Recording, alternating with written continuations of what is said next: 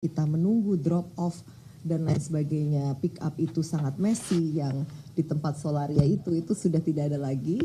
Jadi kita drop off itu kita ada JPO, kita ada Skybridge. Jadi dari arrival kita ada Skybridge, lalu menuju ke lapangan parkir atau kalaupun drop off dan pick up ke bawah.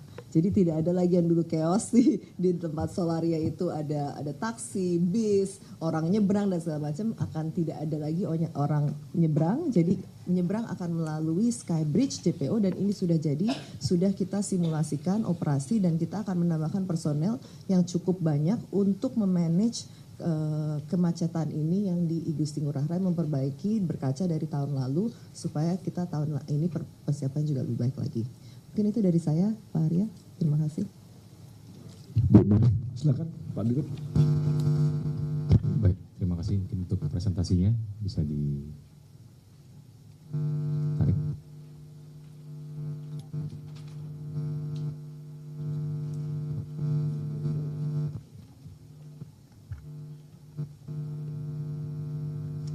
Baik, yang saya hormati Bang Arya, staf khusus Menteri BUMN, Ibu Maya, dan juga rekan-rekan media.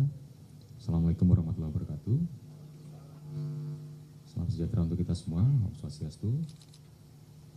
Kami akan menyampaikan kesiapan Garuda Indonesia Group selama menyambut periode libur Natal dan Tahun Baru 2024-2025, periodenya 19 Desember sampai tanggal 3 Januari. Oke, untuk penerbangan sendiri, untuk Garuda Indonesia, kami akan menerbangkan di 49 rute domestik dan juga 49 rute domestik dan 19 rute internasional. Sedangkan Citylink kita akan terbang di 73 rute domestik dan juga 5 rute internasional. Kemudian adapun kesiapan operasional Garuda, ada 7 hal yang kami perkuat. Yang pertama tentunya operational control center, tentunya ini kita maksimalkan untuk mengantisipasi irregularity selama operasional di peak season ini. Jadi kalau misalnya ada keterlambatan, ada kendala baik di pesawat, cuaca maupun dengan traffic, tentunya akan menjadi perhatian dan diatur oleh Operational Control Center. Kemudian kesiapan cabin crew dan juga cockpit crew kami pastikan untuk Garuda Indonesia saat ini dan juga Citylink saat ini jumlahnya sangat mencukupi.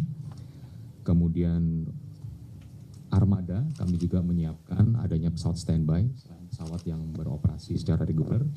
Kemudian yang berikutnya adalah edukasi terhadap penumpang. Ini di channel-channel media kami sudah kita sampaikan flow penumpang untuk melaksanakan penerbangan baik datang sampai pre-flight sampai post-flight. Kemudian kami juga dari manajemen baik Garuda maupun Citylink kita akan mengaktifasi posko selama Nataru ini yang tentunya nanti akan berkoordinasi aktif dengan tim Injurni Airport dan juga dari Kementerian Perhubungan dan juga BUMN. Kemudian yang berikutnya adalah terkait infrastruktur dan layanan darat. Kami sudah berkoordinasi, kemarin kami sudah ketemu juga dengan Direktur dari IAS Airport. Kita sudah berkoordinasi terkait persiapan dan kesiapan peralatan GSE, ground support equipment selama peak season ini. Dan tentunya yang terakhir kita akan memastikan pemenuhan standar layanan dari Garuda Indonesia. Untuk armada sendiri, Garuda Indonesia menyiapkan 58 pesawat, terdiri dari 39 Boeing 737 NG, kemudian 12 Airbus 330 dan 7 Boeing 777. Sedangkan untuk Citylink, di sini kami dapat informasi paling update bahwa disiapkan 35 armada yang terdiri dari 32 Airbus 320 dan 3 pesawat ATR. Kemudian untuk pertumbuhan penumpang sendiri, mungkin bisa ke slide 7. Untuk pertumbuhan penumpang, ini dapat kami sampaikan untuk tahun 2024 ini terdapat peningkatan sebesar 24% dibanding tahun 2023, ya untuk periode Nataru saja. Jadi ada peningkatan yang signifikan, namun kalau kita bandingkan dengan masa sebelum pandemi itu masih di 66%. Dan puncak arus libur ini kami perkirakan di tanggal 21 Desember dan tanggal 5 Januari. Dan ini adalah rute-rute domestik yang peak ya, seperti Denpasar, Sorong, Manado, Kuala Namu, Jayapura, Pontianak, Surabaya, Jogja, dan Lombok. Sedangkan untuk internasional yang cukup banyak peminatnya, bahkan sekarang sudah di atas 70%, itu Singapura, Haneda, Hong Kong, Bangkok, dan juga Sydney. Sedangkan untuk Citylink, di sini ada rute peak yang kita lihat seperti Kuala Namu, kemudian Lombok, Denpasar juga terjadi peningkatan, Balikpapan, Jogja, kemudian Batam, Silangit, Jakarta, Silangit, dan juga ke Malang. Next, jadi untuk total kursi, Garuda Indonesia itu menyiapkan 741.514 kursi dengan total penerbangan 4.028. Sedangkan Citylink, kami menyiapkan 717.560 kursi dengan total 171 penerbangan. Jadi total kurang lebih 1,4 juta kursi dengan total penerbangan 8.000, hampir 8.200 penerbangan selama masa peak season. Jadi hal ini bisa terjadi peningkatan karena untuk Garuda Indonesia sendiri kita mengajukan dan sudah disetujui penambahan frekuensi sebanyak 316 flight, ya 316 flight, sedangkan Citylink di 210 flight. Jadi total kita mengajukan sebanyak 526 flight. Jadi ada penambahan flight di rute-rute unggulan. Kemudian kami sampaikan juga, ini mungkin izin Bang Arya mungkin kita colong sedikit sebelum nanti pertanyaannya semakin memanas, kami menyampaikan dulu di sini. Jadi memang kapasitas produksi kita ketahui bersama bahwa tadi Bang Arya juga sudah menyampaikan, kita memang perlu untuk penambahan jumlah pesawat, dan kami sampaikan kabar gembira bahwa di Garuda Indonesia nanti satu pesawat sudah datang, ya satu pesawat sudah datang, saat ini sedang dalam proses painting dan juga refurbishment interior pesawat. Kemudian direncanakan nanti di akhir bulan ini juga datang satu pesawat lagi dan 2 pesawat nanti di Januari. Ya itu yang sudah pasti dan kemudian sudah ada tanggal delivery date-nya, dan target kami nanti di tahun 2025 kita akan menambah pesawat lagi 15 sampai 20 pesawat lagi. Ya tentunya ini membutuhkan kerjasama, komunikasi dan koordinasi dengan kementerian-kementerian terkait, dan kalau memang sudah ada jadwal kedatangannya dan juga apabila ada acara seremoninya pasti akan kami undang rekan-rekan media. Mungkin itu yang dapat kami sampaikan, Bang Arya. Terima kasih. Baik teman-teman, terima kasih Pak Dirut, Pak Ibu Dirut. Selanjutnya silakan teman-teman. Ya pertanyaannya seputar Nataru ya, jangan yang lain. Ya silakan. Ya. Kan tadi udah lihat ya, keren banget ya bandaranya. Nanti jangan nginap di bandara ya. Baru mau nanya nanti ada berapa teman-teman nih kayak si siapa ya, Ahmad tuh kadang-kadang kos-kosannya habis dia dipindah ke bandara pula. Tolong jangan kalau itu. Walaupun nyaman tapi tolong jangan pindah kos. Silakan. Ya, saya Findri, Bapak Ibu. Selamat pagi, masih pagi ya. Mungkin ke Ibu dulu ya pertama soal ini konfirmasi untuk yang diskon PJP 2U sama PJP 4U itu di seluruh bandara atau berapa bandara? Ada beberapa pertanyaannya Bu. Ya, Mohon maaf. betul. Itu Oh, pertama. oke, ya. Kedua, karena diskonnya itu dihitung di bandara kedatangan, kalau penerbangan internasional dia dapat diskon juga atau enggak di bandara itu? Itu yang kedua. Ketiga, ini kan dari diskon seharusnya jadi sumber pendapatan perusahaan.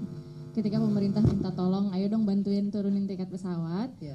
Sudah dihitung nggak sih seberapa besar sebenarnya potensi pendapatan yang Loss, yang loss dari ini? Dan ada rencana juga kan pemerintah sempat bilang Pemerintah kan sempat bilang nanti Idul Fitri juga akan dilakukan biar adil katanya gitu. Itu kan berarti ada tambahan lagi potensi loss, mungkin bisa di-share seberapa besar sebenarnya, seberapa signifikan, atau jangan-jangan karena pendapatan perusahaan udah tinggi, alah ini kecil gitu. Aduh. Siapa tahu. Kemudian soal tadi yang bandara beroperasi 24 jam, itu apakah ada tambahan fee atau digratiskan? Untuk bandara yang mana? Yang 24 jam yang beroperasi 24 semua. jam, betul.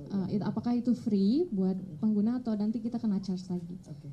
Terus, iya, terima kasih. Terus terakhir soal transformasi tadi. Ya. Bagus banget rencananya untuk beautifikasi, tapi aku penasaran soal perbaikan layanan khususnya untuk pengambilan bagasi. Apakah mungkin ada rencana bisa dikurangi lagi waktunya? Betul. Karena terakhir pengalaman pribadi itu 1 jam lebih habis untuk nunggu bagasi. Ya. Mungkin bisa di-share strateginya akan seperti apa? Oke. Ini untuk Pak Dirut Garuda. Udah keburu dijawab tadi soal rencana penambahan armada. Siap.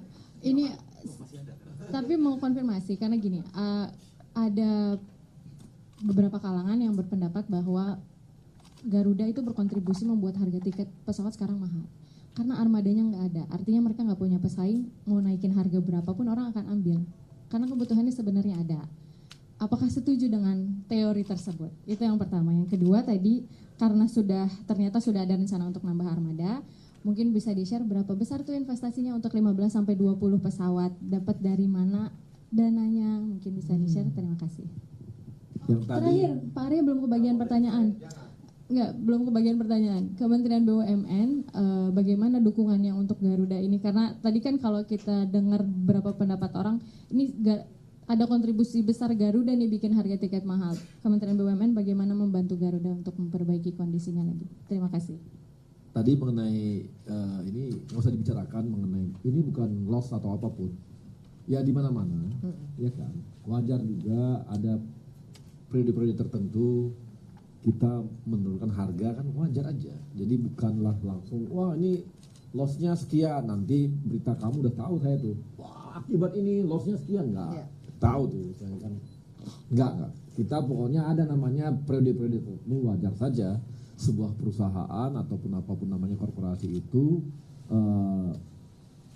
memberikan harga yang baik untuk pelanggannya gitu. Jadi malah kita sangat support yang namanya kebijakan Pak Prabowo. Ini seperti yang kita katakan tadi, ketika semua negara kemanapun Anda pergi pasti naik harga, mahal, justru ya. kita yang turun. Harga. Ini kan bagus ya untuk supaya masyarakat Indonesia itu Ya. banyak yang bisa liburan dan harus lihat efek ekonominya Betul. ke daerah. Jadi lihat dari sisi itunya. Jadi lihat isinya kalau ada kenaikan artinya kenaikan penumpang makin tinggi kan roda ekonomi di mana-mana berputar nih. Yang tadinya mereka mungkin karena harga mungkin agak naik pada saat liburan, biasanya mereka naik akibatnya mereka mungkin liburannya 3 hari. Dengan seperti ini bisa nambah jadi 5 hari, kan efek ekonominya lebih besar lagi gitu. Jadi jangan dilihat bahwa ini dari sisi loss atau apapun. Jadi nggak perlu, kita jangan ngomongin loss kalau untuk hal-hal begini, kita ngomonginnya untuk semua rakyat gitu ya. Jadi Mbak Dir nggak usah jawab tuh, itu saya aja yang Ya, jawab. oke, siap. Iya, siap. Mungkin saya yang teknisnya tadi ya, yang mengenai PJP2U dan PJP4U ya, mengenai passenger service charge dan passenger airlines charge ya untuk take off landing fee. Jadi memang kita memberikan penurunan tarif selama periode Nataru, dan ini memang tadi saya sepakat dengan Bang Arya tadi statementnya. Pastinya kita ada ini ya cost ya untuk ini, tapi yang kita lihat memang harusnya adalah economic impact dan multiplier effect yang bisa dihasilkan dari ini, dari concerted effort ini. Kalau kita lihat kajian di sebelumnya Bang Arya, setiap spend yang kita ini adalah multiplier effect-nya 10 sampai 12 kali lipat. Jadi apapun itu pasti multiplier effect-nya untuk masyarakat itu minimum 10 sampai 12 kali lipat dengan ada peningkatan traffic dan multiplier effect di berbagai destinasi. Jadi ini kita melihat positifnya bahwa memang apa yang kita bisa kontribusikan untuk masyarakat ini jauh lebih besar. Lalu untuk pengoperasian bandara sendiri kita melakukan 24 jam di seluruh bandara. Jadi kita menambah personil yang tadi saya sampaikan semua, kita akan berikan datanya ini untuk seluruh bandara sebagai komitmen kami untuk layanan yang lebih baik di saat peak traffic Nataru. Ya. Tidak ada tanpa fee tambahan. Penurunan tarifnya ya. Di semua bandara, betul, di semua bandara ekonomi ya, kelas ekonomi. Kelas ekonomi, betul. Penerbangan domestik. Domestik tidak, domestik ekonomi selama periode Nataru itu di penurunan tarif. Ya. Oh iya betul, ya. Baggage claim ini termasuk dari salah satu transformasi proses. Jadi mohon agak siang ini agak bersabar sedikit. Saya komitmennya mungkin tidak bisa 15 Desember, tapi di Maret kita harapkan sudah ini terrealisasi karena ini memang again ini stakeholder di bandara dan semua pihak ini sangat banyak ya, sehingga kita harus memanage ini semua di belakang layar di mana kita ada Kementerian BUMN, imigrasi, bea cukai dan keperhubungan dan ini adalah untuk first back, last back komitmen kami adalah 20 sampai 40 menit ke depannya. Dan ini kami sedang melakukan effort yang sangat luar biasa di IAS, salah satu anak perusahaan kami, Engineering Aviation Service, untuk mengganti majority of equipment untuk membuat ini semua lebih cepat. Dan juga mengatur dari sisi airside flow. Karena memang airside ini yang menjadi agak bottleneck untuk masuknya bagasi. Nah ini kita sedang melakukan airside transformation juga. Yang tadi saya tidak sampaikan, sebenarnya airside ini juga kita lakukan transformasi sehingga perjalanan dari pesawat sampai ke bagasi itu lebih cepat dan juga first bag, last bagnya ini kita bisa komit dengan SLA yang memang sudah kita tentukan. Bang, sudah dijawab semua tadi kan Mbak ya? Belum ya? Nah oke, saya coba jawab ya Mbak Findri. Baik, jadi kalau Garuda kontribusi tiket harga mahal, kayaknya dari dulu harganya Garuda tuh segitu-segitu aja loh. Karena ini kan tiket tarif batas atas ini kan dari 2019. Jadi dari dulu harganya udah segitu aja. Jadi tidak ada masa di mana Garuda harganya sangat rendah sekali, terus sekarang dalam 2 tahun tiba-tiba jadi tinggi sekali, tidak. Ya dapat saya sampaikan, jadi kalau ada wacana, ini jangan-jangan Garuda nih yang bikin harga jadi mahal, oh enggak. Garuda dari dulu posisinya di situ, Citylink dari dulu ya posisinya terus di situ. Justru tidak ada perubahan tarif batas atas ini ya kami mengerti karena ini akan semakin memberatkan masyarakat tentunya kan. Itu. Nah kemudian tadi pertanyaan yang berikutnya, mudah-mudahan ini tidak ditanya lagi ya, masalah pesawat dana dari mana. Jadi saya sampaikan, mungkin Mbak Findri juga bisa melihat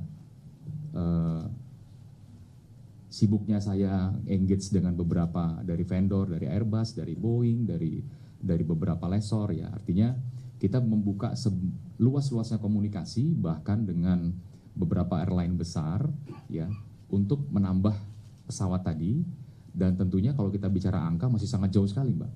Masih sangat jauh sekali. Berapa nanti satu pesawatnya itu masih sangat jauh sekali. Sehingga untuk pertanyaan berapa dana yang dibutuhkan, itu masih sangat jauh. Tapi nanti kalau sudah ada angkanya akan kita sampaikan. Ya, oke, terima kasih. Kalau sumber dananya, ya tentunya akan kita komunikasikan nanti dengan Kementerian BUMN, dengan Kementerian Perhubungan, akan kita komunikasi lebih lanjut. Tetapi kita juga punya operational cash. Nah, jadi ada gambaran Mbak ya, bukan semuanya kita akan minta gitu, enggak. Ya, tentunya akan kita kolaborasikan, kita koordinasikan dengan seluruh kementerian terkait, gitu. Cukup ya? Oke, terima kasih. Ya, ini yang depan. Gantian cowok cewek. Ya, selamat pagi Bapak Ibu sekalian. Perkenalkan saya Aji Cakti dari kantor berita Antara. Pertanyaannya cukup banyak, tapi mudah-mudahan terjawab semua. Pertama buat Ibu Maya dulu, Bu. Ini kan terkait dengan libur Natal dan akhir tahun ya Bu ya. Bagaimana InJourney sendiri ibaratnya mempromosikan atau mengencarkan gerakan Bangga Berwisata Indonesia kepada masyarakat agar mereka bisa liburan lebih baik di tanah air aja daripada ke luar negeri. Itu yang pertama, mumpung proyeksinya tadi lagi naik kan. Terus yang kedua, berdasarkan survei Kementerian Perhubungan kan, bandara untuk libur Natal dan Tahun Baru ini jadi simpul transportasi yang terpadat tuh. Prediksinya sekitar 8,2 juta orang akan menggunakan bandara untuk terbang kemana-mana. Nah, antisipasi dari InJourney sendiri terkait untuk menghadapi kepadatan ini bagaimana strategi-strateginya. Terus yang ketiga, kalau boleh saya mau menanyakan juga mengenai proyeksi okupansi hotel di bawahin untuk libur Natal dan Tahun Baru ini seperti apa dan terkonsentrasi di lokasi mana saja, serta nanti strategi pelayanannya itu seperti apa. Terus yang terakhir, untuk destinasi wisata Taman Wisata Candi Borobudur, Prambanan, dan Roromendut, kemungkinan proyeksi kunjungannya di libur akhir tahun ini dan Natal tahun ini seperti apa, Bu? Kemudian nanti strategi-strategi pelayanan dan antisipasi kepadatannya seperti apa juga, Ibu. Itu aja, terima kasih.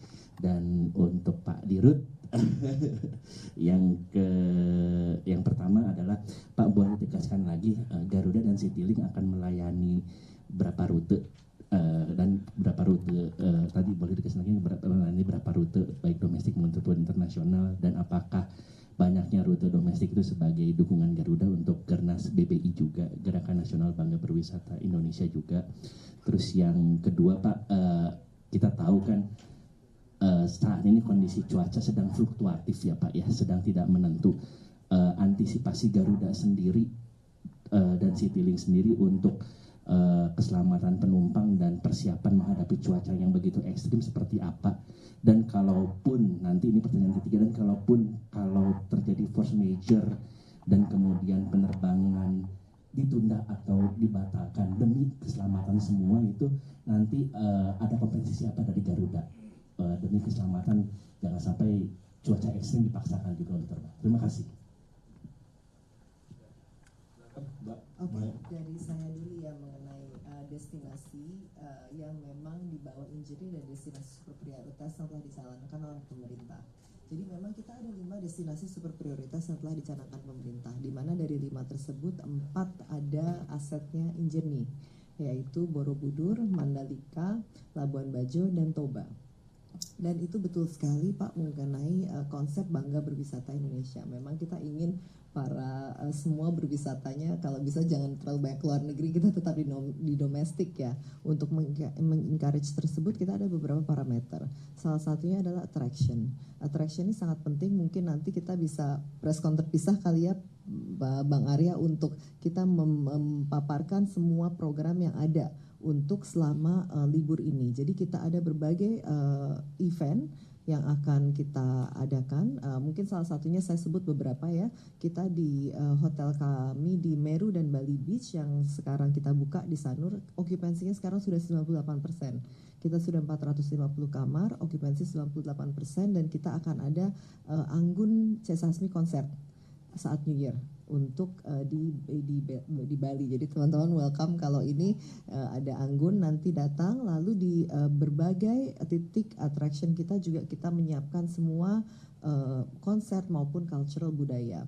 Di masing-masing attraction kita ini mempunyai targeting, segmentation, positioning yang harus kita jaga. Seperti misalnya Borobudur. Borobudur ini segmentationnya adalah cultural, heritage, spiritual. Jadi pastinya attraction yang kita buat akan sejalan dengan cultural, spiritual maupun heritage. Tapi nanti di Prambanan kita ada konser musik dengan kemungkinan besar Sheila on Seven, dan ada beberapa lagi yang cukup artis-artis nasional yang terkenal. Di TMI juga kita ada banyak artis-artis nasional yang terkenal. Nanti kita akan share juga, ada Project Pop, ada banyak lah ya artis-artis nasional, dan juga penampilan budaya di berbagai atraksi. Sama juga di Nusa Dua, di Mandalika, di Labuan Bajo kita juga melakukan banyak sekali event dan attraction yang memang notable untuk di visit oleh para pengunjung. Jadi ini yang akan kita lakukan. Itu tadi saya menjawab sedikit mengenai hotel ya. Pastinya hotel kita tidak bisa merata 98% occupancy. Kebetulan memang Meru nih lagi hits banget, lagi tren. Jadi sangat tinggi occupancy-nya. Tapi memang kita mungkin average itu kita di sekitar 70% occupancy selama hotel-hotel kita, karena kita juga sedang dalam proses mengkonsolidasi hotel. Sehingga nanti kita ada 34 hotel di bawah InJourney, dan ini akan operatorship-nya akan kita atur sehingga okupansinya juga meningkat. Lalu pertanyaan ketiga mengenai Simpul Gate Bandara. Ya, kami sangat aware bahwa memang bandara ini adalah simpul gate dari traffic ya, sehingga tadi persiapan yang kami lakukan ini cukup menyeluruh dari sisi premis maupun people maupun proses. Untuk people saya akan sampaikan sedikit bahwa kita menyiapkan posko untuk di semua bandara kita, 37 bandara yang jernih kita menyiapkan posko yang beroperasi 24 jam dan itu selama periode Nataru. Kita mengetahui puncak-puncak arus, kita sudah memprediksi arus keberangkatan maupun kedatangan di mana itu kita menambahkan personel juga. 16.000 personel kita tambahkan, lalu facility care, trolley, dan juga ini equipment ya. Tadi ada pertanyaan mengenai untuk Pak Wamil dan juga mengenai equipment. Equipment ini kita tambah, saya cek nih sekarang bahwa ground service equipment ini kita tambah hampir sampai 100 unit untuk melayani Nataru, sehingga lebih cepat lagi untuk ground handling, facility support, dan berbagai service untuk aviation. Itu tambahan. Terima kasih, Pak. Silakan Pak Dirut. Baik. Terima kasih Mas Aji Sakti dari Berita Antara ya. Oke, baik, saya akan menjawab pertanyaannya. Rute tadi sudah kami sampaikan untuk Garuda dan juga Citylink. Kita ada di 49 bandara dan domestik dan 19 internasional untuk Garuda, sedangkan Citylink 73 domestik dan juga 5 internasional. Jadi total ada 122 domestik dan juga 24 internasional. Tentunya kita engage dengan teman-teman yang ada di daerah tentunya, seiring dengan peningkatan angka penumpang secara otomatis kunjungan ke tempat-tempat wisata kita juga akan semakin tinggi. Dan kami sampaikan tadi bahwa engagement tersebut yang tadi saya sampaikan justru di Denpasar dan Sorong ini terjadi peningkatan yang signifikan. Jadi tempat wisata di Denpasar sampai saat ini masih menjadi favorit dan juga di Sorong juga semakin bertambah angkanya. Oke. Kemudian yang kedua terkait dengan cuaca, antisipasi selama peak season. Betul, kemarin di RDP dengan Komisi 5 juga disampaikan bahwa memang ada cuaca dingin, terutama cuaca dingin yang datang dari Siberia yang tentunya akan membuat kondisi cuaca di selama peak season ini mungkin agak sedikit ada perubahan. Itu informasi dari BMKG dan saya adalah pilot Mas ya. Jadi namanya penerbangan itu mau di kondisi apa saja kita punya standar-standar sendiri gitu. Jadi mau di periode apa saja kita sudah punya limitasi-limitasi gitu. Jadi tidak ada namanya pilot akan terbang itu dengan kondisi bahwa dia dipaksa untuk terbang, itu enggak ada. Ya, artinya kalau memang masuk limitasi dia akan berangkat, kalau tidak masuk limitasi dia tidak akan berangkat. Itu sudah harga matinya kira-kira seperti itu Mas. Artinya jadi jangan khawatir, kita tentunya akan sangat respect dengan kondisi cuaca. Jadi terkait dengan faktor keselamatan dan juga pelayanan, kaitannya dengan delay management dan juga force major, tentunya kami akan sangat mengikuti. Ini langsung pertanyaan ketiga ya Mas ya, takutnya nanti nggak disampaikan dibilang lupa nih. Jadi force major kita akan mengikuti peraturan Menteri Perhubungan yang nomor 89 tahun 2015. Itu kan jelas bahwa terkait kondisi-kondisi apa yang harus dihandle dan harus dilayani oleh maskapai di 30 menit, ke 1 jam, ke 2 jam, ke 3 jam, ke 4 jam, bahkan di atas 4 jam. Jadi selama itu memang tertulis dan sesuai dengan peraturan Menteri Perhubungan, tentu kita akan patuh untuk mengikuti hal tersebut. Bahkan yang saya tahu sih sampai sekarang Garuda itu tidak pernah tuh yang namanya menyia-nyiakan customer-nya, yang saya tahu ya sampai sekarang. Justru kami berusaha untuk memberikan layanan bahkan terkadang lebih daripada yang dipersyaratkan oleh pemerintah. Mungkin itu Mas Aji Sakti, terima kasih. Oke, baik. Selamat siang Bang. Bang Arya kan kemarin Pak Erik bilang kalau misalkan untuk kedepannya itu penurunan harga tiket setelah Nataru ini dibutuhkan kerjasama sama swasta. Nah dari pemerintah tuh atau dari BUMN inisiasinya apa sih yang bisa diberikan buat swasta tuh bisa ikut juga gitu? Mungkin dari Pak Wamilden juga bisa ngasih Pak pengalamannya sebelumnya di swasta. Kira-kira kalau misalnya kondisinya dari Garuda udah nurunin, itu masih berlaku nggak sih Pak ke bakal apa sih berpengaruh ke teman-teman maskapai yang lainnya gitu. Terus yang kedua soal penambahan armada, kira-kira Kementerian BUMN mau memberikan PMN nggak Bang buat Garuda? Sama kemarin yang soal Boeing ngajak kerjasama dengan Garuda untuk pengadaan itu gimana, udah ada pembahasan atau belum? Terima kasih. Baik, untuk swasta kan kita kan Kementerian BUMN ini seperti korporasi saja, jadi bukan sebagai regulator, maka kita hanya mendorong gitu. Kan kita bukan regulator ya, sebagai Kementerian BUMN gitu. Jadi lebih kepada dorongan aja, sama-sama gitu loh.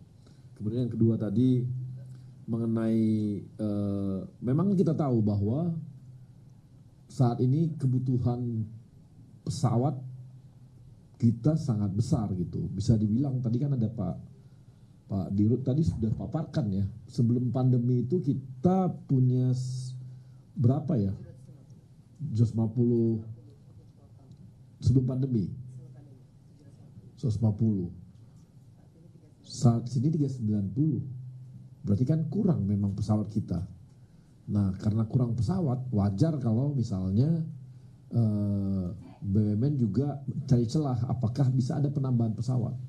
Tapi kan kita tahu juga sekarang ini Garuda kan sebelumnya kan mengalami masa-masa yang teman-teman tahu kondisi yang tidak baik. Sekarang sudah mulai pick up ya, kenaikan naik terus gitu ya. Dan masih ada memang beban-beban masa lalu, nggak mungkin enggak gitu ya. Nah, nanti kita akan carikan cara bagaimana dengan misalnya tadi kan Pak Dirut udah katakan bahwa ada kombinasi antara kemampuan finansialnya Garuda dengan dorongan dari kita gitu. Dorongan dari kita kan udah tahu dorongannya Bapak bentuknya ya. Udah tahu kan? Masa nggak tahu sih gitu aja. Berapa lama di sini jadi wartawan masa nggak tahu dorongannya. Apanya? Kami masih nunggu proposal dari Garuda. Lah iya nunggu Garuda dulu kan kita nanti Garuda akan kasih proposal, hitungannya bagaimana, kita cari nanti celahnya di mana. Supaya memenuhi kebutuhan penerbangan. Jadi ini bukan soal Garuda ekspansi ya, bukan. Tapi lebih kepada memenuhi kebutuhan demand dari rakyat kita ini makin banyak yang pengen naik pesawat gitu loh. Ya dulu aja si Ricky misalnya ke kampungnya dia naik bus, sekarang pengen naik pesawat supaya keren dilihat sama keluarganya gitu kan, mau nggak mau ada kebutuhan naik gitu. Jadi wajar kalau kebutuhannya makin tinggi maka masyarakat juga butuh pesawat makin banyak gitu. Soal bagaimana kami lagi nunggu proposalnya Garuda. Loh kan kita belum tahu. Tunggu aja. Bukan, nanti kita lihat bagaimana. Ya, yang pasti kita support Garuda dengan Citylink supaya bisa menambah jumlah pesawat ya. Tapi sekarang jumlah pesawat di dunia juga susah kan? Susah loh. Jadi kita mau nyari pesawat juga nggak ada juga barangnya kan, susah juga gitu. Jadi memang kita tahu hanya ada dua yang ini ya produsen pesawat yang sekarang ini ada di mana-mana. Jadi wajar kalau memang kebutuhannya tinggi ya kita harus ngejar gitu. Soal bagaimana nanti kita lihat. Kita tunggu proposalnya Garuda. Apa?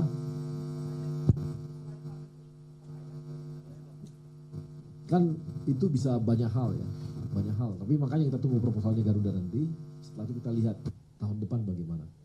Oke? Ya.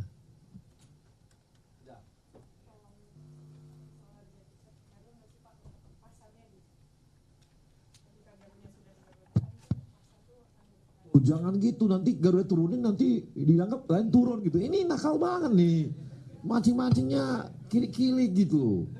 Jangan gitu. Iya. Jadi Mbak siapa tadi namanya? Mbak Fadia.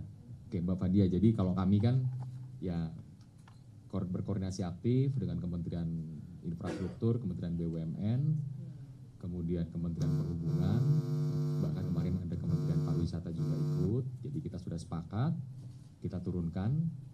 Kemudian bagaimana dengan swasta gitu. Nah, kalau untuk swasta kami yakin juga pasti tentu akan menurunkan, dan ini kan suara rakyat itu kan pasti akan didengar sama pemerintah. Artinya kalau terkait pengawasan dan lain-lain ya mungkin kementerian terkait yang akan melakukan itu, Mbak. Tapi kalau di Garuda sendiri kami pastikan kami ikut instruksi pemerintah gitu. Ya, jangan dibalik-balik ya. Citylink juga turun loh. Pelita juga turun gitu. Jadi ini semua komitmennya BUMN. Jangan nanti judulnya karena Garuda mau turun, akhirnya semua turun. Ntar dibilang lagi nih yang penentu harga tinggi itu Garuda nih katanya. Padahal udah dikatakan bahwa harga Garuda itu sejak tahun 2019 ya begitu-begitu aja gitu ya. Jadi jangan lagi lah ya, nakal banget sih. Bang Arya, kalau saya boleh nambahin sedikit aja, karena kan dari bandara ini kita memiliki data sebenarnya secara komprehensif ya. Iya. Tidak hanya Garuda, tidak hanya Semua lah tapi ya. kita punya semua dan Iya. termasuk internasional. Jadi memang yang tadi Bang Arya sampaikan, memang ini adalah sebenarnya teori of economy kan, isu supply versus demand. Di mana memang sebelumnya itu 750 fleet, kita sekarang di 390 fleet. Bagaimana kita bisa memfulfill demand kalau memang supply-nya tidak ada. Dan dari flight utilization pun kita ini saat ini running at 70%. Jadi ini yang harus sebenarnya kita solve bersama as a concerted effort. Tadi Pak Wamildan menyampaikan memang ini banyak sekali kementerian lembaga yang harus kita duduk bareng untuk apa concerted effortnya, tidak hanya dari Garuda, bandara dan ini berbagai effort ya, sehingga kita lihat memang problemnya sebenarnya apa, tidak hanya memperbaiki symptoms but the actual problem. Itu mungkin kedepannya pastinya dari Pak Menteri dan dari KBMN kita juga bersama dengan stakeholder yang lain untuk long term solutionnya seperti apa. Ya kan sebagai diskusi ini diskusi aja ya. 2019 kan Garuda berapa flight kita ya? 2 kali lipat. 2 kali lipat ya. 500 flight. Harganya segitu, harga tiket. Sekarang setengah, harganya segitu juga. Demand dan ini ya, harusnya dia naik gitu. Ini enggak gitu, segitu juga gitu. Udah jangan dulu, yang lain gantian kamu dulu ah. Ayo Mbak, silakan Mbak. Mbak siapa namanya tadi? Ya. Ya. Perkenalkan, saya Salma dari CNBC TV Indonesia. Izin menanyakan akan koordinasi dan kerjasama antara pemerintah dan juga pihak maskapai. Bagaimana koordinasi Garuda Indonesia, terutama dengan Kementerian BUMN atau pihak terkait untuk memastikan harga tiket tetap kompetitif tanpa mengorbankan kualitas layanan? Dan selain dari itu, Pak Arya, apakah ada subsidi atau insentif dari pemerintah yang diterapkan untuk mendukung penurunan tiket untuk libur Nataru ini? Terima kasih. Baik, terima kasih Mbak Salma dari CNBC. Jadi memang inisiasi awal ini memang kan kita dikumpulkan oleh Kementerian Koordinator Bidang Infrastruktur dan Pembangunan Kewilayahan, dan secara otomatis di situ kita berkumpul dengan Kementerian BUMN, Kementerian Perhubungan, dan juga Kementerian Pariwisata. Jadi beberapa kali meeting, baik itu dengan Kementerian BUMN dan juga Kementerian Perhubungan, jadi ada beberapa series meeting, kemudian disepakati. Jadi memang kami dari Garuda, waktu itu kami sangat siap, penurunan fuel surcharge, kemudian dari e-journey juga kesiapannya sudah menyampaikan kesiapan, dan memang yang berikutnya adalah Pertamina. Jadi kurang lebih tanggal 29 November ya, 29 November disampaikan penurunan harga tiket kita di 10%. Jadi next step-nya apa? Next step-nya berarti kan pengawasan terhadap OTA, online travel agent ya, karena kami sampaikan untuk di channel-channel milik Garuda dan Citylink kita sudah menyesuaikan langsung. Dan memang waktu itu ada penekanan kepada seluruh online travel agent untuk segera menyesuaikan. Mungkin begitu Mbak Salma, terima kasih. Gini, yang pasti kalau kita itu masing-masing kementerian silakan gitu ya. Tapi yang pasti Kementerian BUMN meminta BUMN-nya setelah dari perintah Pak Prabowo jelas clear ya, meminta supaya ada penurunan harga tiket pada saat Nataru, maka Kementerian BUMN langsung berinisiatif terhadap seluruh BUMN-nya. Gitu. Itu bagian BUMN. Sementara untuk kementerian lain kan kita nggak bisa jawab, itu urusan masing-masing gitu. Tapi yang pasti tadi Pertamina bikin satu harga aftur di 19 bandara yang terpadat di selama Nataru, kemudian dari Angkasa Pura menurunkan biaya-biaya tadi, kemudian Garuda, Citylink dan Pelita menurunkan biaya tadi. Nah, karena itu lingkup kami, Maka ini yang kontribusinya BUMN terhadap perintah Pak Prabowo untuk membuat masyarakat bisa ringan dalam melaksanakan ibadah Natarunya maupun berwisatanya gitu, liburannya gitu. Mudah-mudahan efek ekonominya akan sangat besar gitu. Apa? Subsidi dari mana?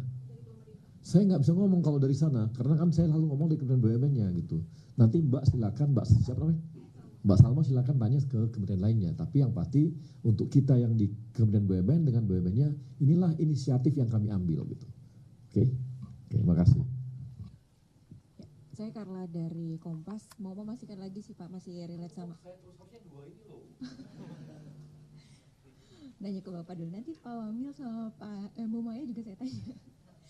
Pak Ari, kalau untuk berarti memastikan juga untuk tarif penurunan 10% ini berlaku untuk Garuda, terus Citylink dan Pelita ya Pak ya? Maskapai. Gini, saya nggak bisa gini. Silakan ke ini ke pada jangan nanti saya nggak mau disalah ya. Saya nggak mau salah. Tapi kan kami hanya di sininya dengan sendirinya kan tadi dikatakan Angkasa Pura kan itu berlaku untuk semua airline dong. Bukan hanya Garuda Pelita loh. Kemudian Pertamina afturnya kan tidak beda-beda. Dia tanya lewat pesawat lu Garuda ya dikasih. Yang ini oh enggak gitu, sama semua. Semua pesawat apapun mereknya tanpa melihat mereknya dikasih harga yang sama. Jadi hal itu yang dilakukan oleh BUMN gitu. Itulah kontribusi kita. Jadi kan ini efek berikutnya adalah ke airline-nya gitu ya. Gitu loh. Jadi jangan diputar-putar nanti saya salah nanti. Jangan salah loh. Jadi itu ya silakan tanya gitu ya. Jangan bikin statement ini hanya berlaku. Jangan. Ini inisiatif kami seperti ini dari BUMN. Kemudian yang lain pasti ngikut lah. Ya kan? Kalau untuk penentuan turunnya 10% itu berdasarkan apa Pak? Apanya? Untuk penurunan tarif 10% itu penentuannya berdasarkan apa pertimbangan? Tiga faktor ya? Jadi ada 3 faktor untuk 10% itu. Satu adalah dari bandara sendiri, ini penurunan passenger service charge untuk seluruh penumpang di seluruh bandara. Memang domestik dan ekonomi. Itu yang pertama. Yang kedua adalah PJP 4U, yaitu adalah penurunan tarif untuk airlines. Take off landing, parking dan lain sebagainya, penurunan tax untuk airlines. Jadi kita memberikan 2 insentif, satu untuk passenger, satu untuk airlines. Dari airlines pastinya nanti Pak Wamildan bisa menjelaskan. Lalu yang ketiga adalah Pertamina untuk fuel. Jadi ada 3 faktor yang kalau diakumulasikan kontribusinya adalah 10% penurunan tiket. Baik. Bu Maya tadi juga menyebutkan ada 37 bandara yang akan standby untuk 24 jam ya Pak? Betul. Nah itu bisa disebutkan mungkin perkiraan 37 bandaranya itu apa saja? Dan tadi disebutkan juga akan sudah ada renovasi yang dilakukan itu berarti di Bandara Ngurah Rai dan juga Cengkareng ya Bu ya? Betul, ya. Jadi yang renovasi yang kita lakukan karena 88% traffic dari penumpang, kita ada 157 penumpang every year. Nah, 88% itu di Bandara Soekarno-Hatta dan Ngurah Rai. Karena itu fokus kita transformasi ada di 2 bandara tersebut. 37 bandara seluruh Indonesia, itu seluruh bandara kita akan memberikan 24 jam dan posko khusus untuk Nataru. Tapi memang kita ada 7 bandara utama pastinya yang kita mengetahui bahwa trafiknya itu tertinggi di Indonesia. Ya. Satu lagi pertanyaan untuk Pak Wamildan, mau memastikan lagi sih tadi kan akan ada penambahan jumlah maskapai ya, terutama untuk Nataru ini. Boleh disebutkan lagi Pak jumlah maskapainya yang akan ditambahkan untuk Garuda dan juga Citylink tadi berapa ya? Oke, baik Pak. Mbak Carla dari Kompas ya. Jadi untuk jumlah pesawat yang kami sampaikan nanti kami untuk Nataru ini kita bisa menambah 2 pesawat. Jadi 1 sudah datang Boeing 737NG, nanti akhir bulan ada 1 dan 2 pesawat nanti di Januari. Jadi mudah-mudahan keempat-empatnya nanti bisa membantu menambah kapasitas produksi kita selama peak season Nataru ini. Itu Mbak ya. Nanti ini belum ada tambahan yang 2025 lagi ya. Jadi sementara ini baru 4 Boeing 737NG. Baru di Garuda, untuk Citylink belum. Oke. Terima kasih Pak.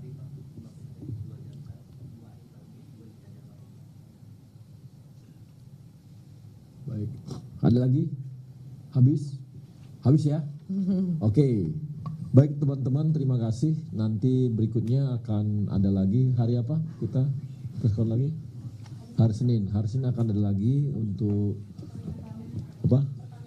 Pertamina dan PLN, kesiapan mereka untuk Nataru. Terima kasih Pak Dirut, Ibu Dirut, terima kasih atas kawan-kawan wartawan juga. Terima kasih semua. Selamat berliburan. Jangan lupa naik Garuda atau naik Citylink. Tapi